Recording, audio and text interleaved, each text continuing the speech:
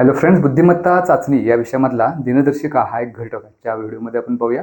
हा जो घटक आहे दिनदर्शिका, त्याच्यावर आधारित वेगवेगळ्या पद्धतीचे प्रश्न आपल्याला विचारलेले असतात. मग या स्पर्धा परीक्षेमध्ये या प्रश्नांची उत्तरं जर अगदी कमी वेळेत आपल्याला काढायची असतील तर काही बेसिक गोष्टी आहेत ज्या आपण या व्हिडिओमध्ये पाहूया. जसे की काही ट्रिक्स आपण त्याच्यासाठी वापरू शकतो. वारांच्या मध्ये किंवा महिन्यामध्ये असणारे दिवस त्यांच्यामधला काही संबंध असतो, तर त्या काही ट्रिक्स आपण या व्हिडिओमध्ये पाहूया आणि त्याच्यावर आधारित काही प्रश्नही सोडवू. म्हणजे मग त्या प्रश्नांची उत्तरं कशी अगदी सोप्या पद्धतीनं किंवा कमीत कमी वेळेमध्ये आपण काढू शकतो ते आपल्या लक्षात येईल. सुरुवात आपण या दिनदर्शिकेसाठी वर्षांच्या पासून करूया. म्हणजे जर एखादं सामान्य वर्ष असेल तर त्या सामान्य वर्षामध्ये एकूण दिवसांची संख्या असते 365. हे तर अगदी बेसिक झालं. आणि दुसरा वर्षाचा प्रकार आहे तो म्हणजे लीप वर्ष. त्याच्यामध्ये फक्त एक दिवस जास्त असतो, 366. ही अगदी बेसिक सुरुवात. मग आता एखादं सामान्य वर्ष असेल तर त्याच्यामध्ये आठवडे किती असतात, तर 52 आठवडे असतात. ह्याच्यावरच आधारित पुढची आपली संकल्पना अशी आहे की जर एखादं सामान्य वर्ष असेल तर त्या सामान्य वर्षामध्ये 1 जानेवारीला जो वार असतो तोच वार 31 डिसेंबरला असतो. तर हे झालं सामान्य वर्षाच्या बाबतीत. जर ते लीप वर्ष असेल तर 1 जानेवारीला जो वार असतो त्याच्यापेक्षा एक न पुढचा वार 31 डिसेंबरला असतो. किंवा जर एखादं सामान्य वर्ष असेल तर त्या सामान्य वर्षामध्ये 1 जानेवारीला जो वार असेल त्याच्या पुढच्या वर्षी 1 जानेवारीला जो वार असणार आहे तो 1 दिवसानं पुढे जाईल. आणि हे जर लीप वर्ष असेल तर 2 दिवसांनी पुढे जाईल. हे बेसिक एवढी गोष्ट आपल्याला लक्षात ठेवायची की सामान्य वर्ष आणि लीप वर्ष याच्यामध्ये पुढच्या वर्षी जर एखादा वार आपल्याला काढायचा असेल, म्हणजे समजा एक उदाहरण आपण असं घेऊया की 1 जानेवारी 2009 या दिवशी जर सोमवार येत असेल आणि प्रश्न आपल्यासमोर असा असेल की 1 जानेवारी 2010ला वार कोणता असेल, तर तो फक्त 1 वर्षानं पुढे जाईल. म्हणजे सोमवारच्या ऐवजी होईल मंगळवार. आता हे जे वर्ष आहे ते सामान्य वर्ष आहे. लीप वर्ष जर असेल, लीप वर्ष याचा अर्थ असं वर्ष ज्या वर्षाला 4 निशेष भाग जातो. म्हणजे 4 त्या वर्षाला जर भागलं तर बाकी 0 येते. तर 2012 किंवा 16, 2020 हे सर्व लीप वर्ष आहेत. असं जर एखादं वर्ष असेल, म्हणजे समजा इथं 2009च्या ऐवजी असं असतं की 2020, 1 जानेवारी 2020ला जर सोमवार असेल आणि प्रश्न आपल्यासमोर असा आहे की 1 जानेवारी 2021ला मग वार कोणता असेल, तर तो या केसमध्ये फक्त 1 दिवसानं पुढे जाणार नाही किंवा 1 दिवसानं तो वार पुढे जाणार नाही. हे लीप वर्ष असल्यामुळं त्या मंगळवारच्या ऐवजी होईल बुधवार. कारण हे लीप वर्ष आहे आणि एका लीप वर्षामध्ये 366 दिवस असतात. त्यामुळं तो जो एक वार सामान्य वर्षामध्ये 1 दिवसानं पुढे जातोय तो लीप वर्षामध्ये 2 दिवसांनी पुढे जाईल. ह्या काही बेसिक संकल्पना आहेत. आता हे झालं वर्षांच्या बाबतीत. समजा एखादा महिना असेल, आपल्याला माहिती आहे की एखादा जर कुठल्याही वर्षातला कोणताही महिना जर आपण घेतला तर त्याच्यामध्ये एकतर 29 दिवस असतात, 30 असतात किंवा 31 असतात, तर 28 सुद्धा असू शकतात. तर एखाद्या महिन्यामध्ये समजा 1 तारखेला आणि 2 तारखेला आणि 3 तारखेला या 3 दिवशी जे वार असणार आहेत तेच वार 29, 30 आणि 31ला असणार आहेत. म्हणजे समजा 1 तारखेला सोमवार असेल, मग ऑब्व्हियसली 2 तारखेला मंगळवार असेल आणि 3 तारखेला बुधवार असेल.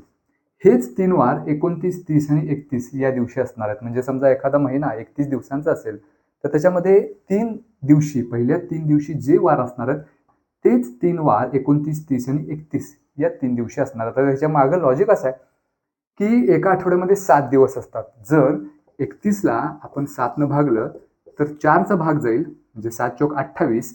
आणि पुढचे जे 3 दिवस राहतात ते कोणते राहतात, तर 29, 30 आणि 31. म्हणजे ह्या 4 आठवड्यांचे हे जे वार आहेत 7 वार ते पूर्ण होतील आणि पुढचे वार मग पुन्हा 29, 30 आणि 31 या दिवशी येतील.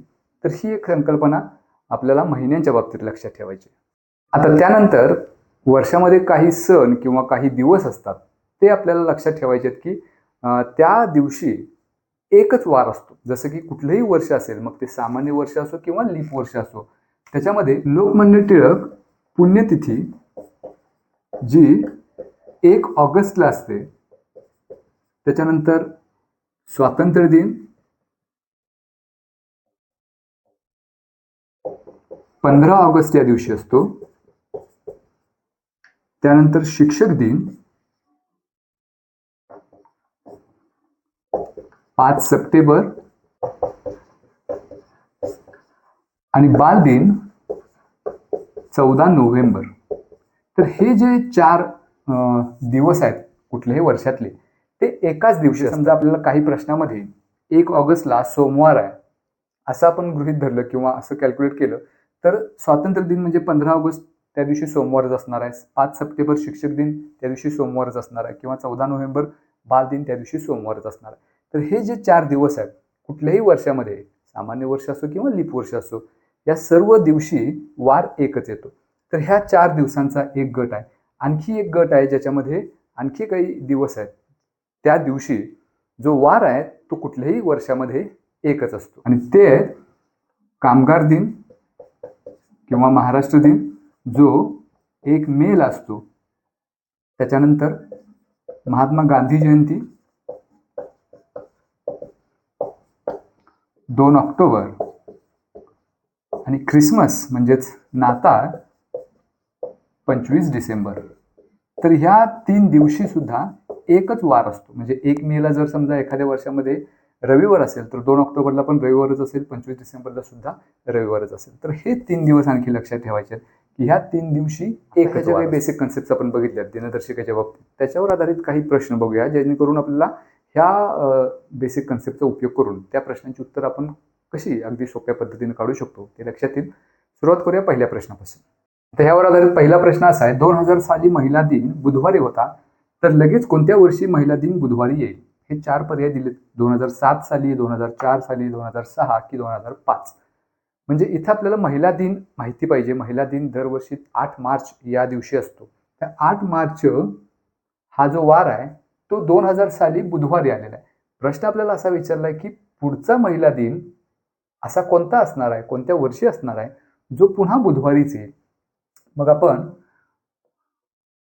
2000 या वर्षामध्ये तो महिला दिन बुधवारी आलाय. आपण एक एक वर्ष पुढे जाऊया. म्हणजे 2001 साली तो कोणत्या वारी येईल? तर मगाशी आपण जी कन्सेप्ट पाहिली की प्रत्येक वर्षी वार जो आहे तो 1 दिवसानं पुढे जात असतो. म्हणजे 2000 या वर्षामध्ये महिला दिन जर बुधवारी येत असेल तर पुढचा महिला दिन म्हणजे पुढच्या वर्षीचा महिला दिन 1 दिवसानं पुढे जाईल, गुरुवार. आता एक इथे लक्षात घेतलं पाहिजे की आपल्याला कदाचित असं वाटेल की 2000 हे लीप वर्ष आहे, आणि लीप वर्ष जर असेल तर तो वार 2 दिवसांनी पुढे जातो. हे अगदी बरोबर आहे, पण तो दिवस कोणता आहे हेही लक्षात घेणं गरजेचं आहे की तो दिवस आहे 8 मार्च. म्हणजे हे जरी लीप वर्ष असलं तरी सुद्धा 8 मार्च हे त्या लीप वर्षामधलं फेब्रुवारी नंतरचा येणारा महिना आहे. तोच जर इथं जानेवारी असता तर मात्र आपल्याला तो 2 दिवसांनी पुढे घ्यावा लागला असता, कारण फेब्रुवारी महिन्यामध्ये त्या केसमध्ये म्हणजे त्या लीप वर्षामध्ये 29 दिवस असतात. इतर वर्षामध्ये तो 28 दिवस असतात. म्हणजे इथं 2000 हे लीप वर्ष जरी असेल तरी सुद्धा त्या लीप वर्षानंतरचा दिवस आपण काउंट करतोय. त्यामुळं तो 2 दिवसांनी पुढे न घेता 1च दिवसानं पुढे घ्यायचा आहे. म्हणजे 2001 चा महिला दिन गुरुवारी येईल. त्यानंतर 2002 चा महिला दिन आणखी 1 दिवसानं पुढे जाईल म्हणजे शुक्रवार. त्यानंतर 2003 चा महिला दिन शनिवार. त्यानंतर 2004 चा महिला दिन. आता हे पुन्हा लीप वर्ष मिळालं आणि त्या लीप वर्षामध्ये हे काउंट होणार आहे. म्हणजे 2003 पासून 2004 पर्यंत जात असताना, मार्च महिन्यामध्ये जात असताना त्याच्या अगोदर फेब्रुवारी महिना येतोय. म्हणजे इथं तो लीप वर्ष जो आहे तो काउंट आपल्याला करावा लागेल.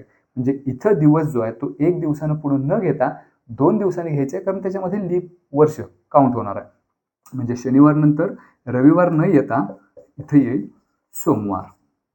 त्यानंतर 2005 पुन्हा 1 दिवसांनी पुढे जाईल म्हणजेच मंगळवार. आणि 2006 पुन्हा 1 दिवसांनी तो वार पुढे जाईल म्हणजेच बुधवार. आपल्याला प्रश्न हाच विचारलाय की पुढील कोणते, तर लगेच कोणत्या वर्षी महिला दिन बुधवारी येईल? तर ते वर्ष असणार आहे 2006, जे आपल्याला इथं पर्याय क्रमांक 3 मध्ये दिलेलं आहे. त्यामुळे या प्रश्नाचं उत्तर पर्याय क्रमांक 3 असेल. आता हा दिनदर्शिकेवर आधारित आणखी एक प्रश्न. पायल तिच्या चुलत बहिणीपेक्षा 95 दिवसांनी लहान आहे. पायलच्या बहिणीचा जन्म जर गुरुवारी झाला तर पायलचा जन्म कोणत्या वारी झाला? हे 4 पर्याय आपल्याला दिलेत, शनिवार, शुक्रवार, सोमवार की रविवार. आता इथं संबंध दिलाय पायल आणि तिची चुलत बहीण यांच्या जन्मामध्ये असणारा फरक जो आपल्याला दिलेला आहे तो 95 दिवसांनी दिला. संबंध असा आहे की पायल तिच्या चुलत बहिणीपेक्षा 95 दिवसांनी लहान आहे. याचा अर्थ पायलचा जन्म तिच्या बहिणीच्या जन्माच्या नंतर 95 दिवसांनी झाला. मग आपल्याला ह्या 95 दिवसांच्या नंतर कोणता वार येणार आहे ते काढायचं आहे. कारण पायलच्या बहिणीचा जन्म गुरुवारी झालाय असं आपल्याला दिलंय. मग गुरुवार नंतर 95 दिवस मोजले की आपल्याला पायलचा जन्म कोणत्या वारी झाला ते मिळणार आहे. पण 95 दिवस मोजणं तसं अवघड आहे, पण आपण ह्याला जर 7 न भागलं समजा, कारण एका आठवड्यानंतर तेच वार रिपीट होत असतात. म्हणजे आपण ह्या 95ला 7 न भागूया. 7 एके 7, 2 शिल्लक राहील, 25 होतील. 7 त्रिक 21 आणि बाकी शिल्लक राहील 4. म्हणजे इथं 13चा पूर्ण भाग जाईल, पण बाकी 4 राहिली. याचा अर्थ हे 13 आठवडे पूर्ण होणार आहेत. म्हणजे गुरुवार हा 13 आठवड्यांपर्यंत रिपीट होत जाणार आहे. पुढचे फक्त ही बाकी जी राहिलेली आहे 4 दिवस, तेवढेच दिवस आपल्याला पुढे घ्यायचे आहेत. म्हणजे मग आपल्याला पायलचा जन्म कोणत्या वारी झाला ते लक्षात येईल. मग आता पायलच्या बहिणीचा जन्म झालाय गुरुवारी. आता त्याच्यानंतर 13 आठवडे पूर्ण होणार आहेत. म्हणजे त्याच्या पुढे फक्त आणखी 4 दिवस आपल्याला मोजायचे आहेत. म्हणजे गुरुवार नंतर आणखी 4 दिवसांनी पुढं पायलचा जन्म झालेला असणार आहे. मग गुरुवार नंतर आणखी 4 दिवस म्हणजे शुक्रवार, शनिवार, रविवार आणि सोमवार. याचा अर्थ पायलचा जन्म झालेला असेल सोमवारी, जे आपल्याला इथं पर्याय क्रमांक 3 मध्ये दिलेलं आहे. म्हणजे अशा पद्धतीचा जर प्रश्न असेल, इथं आता 95 दिवसांनी दिलाय, दुसऱ्या एखाद्या प्रश्नामध्ये कदाचित 100 दिवस, 200 दिवस, 250 दिवस असाही संबंध दिला जाऊ शकतो. तर त्या केसमध्ये आपण ह्या पद्धतीने सोडवायचं की जे काही दिवस आपल्याला दिलेले असतील त्या दिवसांनी पुढे असेल किंवा मागे असेल, त्याला 7 न भागायचं म्हणजे एकूण आठवड्यांची संख्या मिळेल. आणि जे काही बाकी शिल्लक राहील तेवढे दिवस तो वार आपल्याला पुढे घ्यायचा आहे किंवा मागे घ्यायचा आहे. तर ह्या केसमध्ये पायलचा जन्म तिच्या बहिणीच्या नंतर झाला होता, त्यामुळे आपण 4 दिवस पुढे गेलो. समजा हाच प्रश्न बदलून असा असता की पायल तिच्या बहिणीपेक्षा 95 दिवसांनी मोठी आहे, तर याचा अर्थ असा होतो की पायलच्या बहिणीचा जन्म ज्या दिवशी झालाय त्याच्यापेक्षा आधी 95 दिवस पायलचा जन्म झालेला असेल. मग त्या केसमध्ये अशाच पद्धतीने जर आपण भागाकार केला तर बाकी 4 राहील आणि आता 4 दिवस पुढे न जाता मागे जायचंय. कारण त्या केसमध्ये पायल ही तिच्या बहिणीपेक्षा मोठी असते. तर मोठी असती तर आपल्याला 4 दिवस मागे जायला लागला असतं, मग उत्तर कदाचित वेगळं असतं. पण बेसिक कन्सेप्ट ही लक्षात ठेवायची की अशा पद्धतीनं जे काही दिवस आपल्याला दिलेत त्याला 7 न भागायचं, म्हणजे पूर्ण आठवड्यामध्ये त्याचं रूपांतर करायचं. आणि जे काही दिवस शिल्लक राहतील तेवढे दिवस एकतर पुढं किंवा मागे जायचं त्या प्रश्नामध्ये जसं काही आपल्याला दिलेलं आहे त्यानुसार. तर हे 2 प्रश्न या टॉपिकवर आपण पाहिले. आता ह्याच टॉपिकवर आधारित आणखी काही प्रश्न आपण पुढच्या व्हिडिओमध्ये पाहूया.